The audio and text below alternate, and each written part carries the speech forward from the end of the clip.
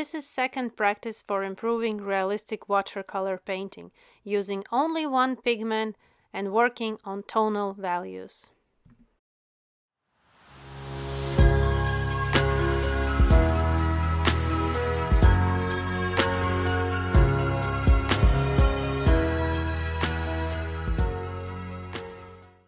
An outline drawing is done, which is available for download, removing the excess of graphite off with elastic eraser. Applying water to my palette, and we will be using only one pigment. I choose permanent rose. You can choose red, pink or violet. It's important to have just one pigment. It shouldn't be, for example, yellow or brown. It will not be possible to do this practice. Use pinks, reds, blues, greens, violets, and applying on my palette different saturations. In the upper part there's more saturated watercolor mix, and the second one is more watery. Starting from the first middle petal, applying water and carefully starting with applying watercolors. I'm following the form, the structure of this petal, starting from the darker area. With clean and dry brush, I'm pushing watercolors closer to the edge line. Remember that upper part of this petal is light. There is the area where the light is hitting the surface. We're looking at reference and noticing everything. What is the benefits of this practice? We don't need to worry about the right color mix. We just have one pigment on our palette. And we just keep working, studying tonal values, looking at shadow area, half tones, light area, reflected light area, cast shadow. We're just thinking about creating a realistic form on flat surface.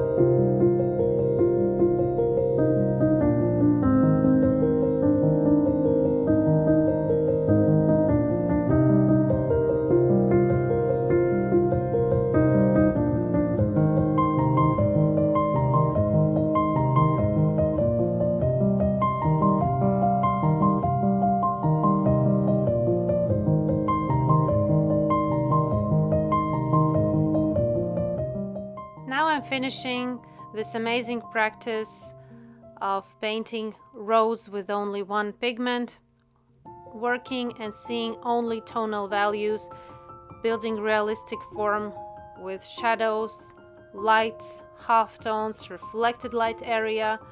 And this was an amazing practice.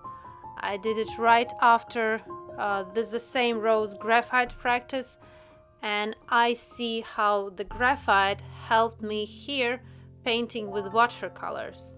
I thought only about my brushstroke. I already knew where are tonal values.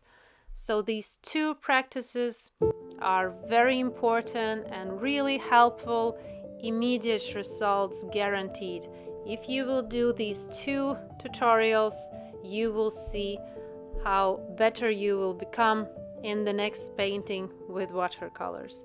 Thank you for being here. Thank you for painting with me. Hope you learned something new. Thank you and see you in my next tutorials. Bye bye.